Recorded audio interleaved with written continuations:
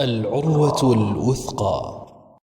قال الله تعالى: فمن ثقلت موازينه فأولئك هم المفلحون ومن خفت موازينه فأولئك الذين خسروا أنفسهم في جهنم خالدون.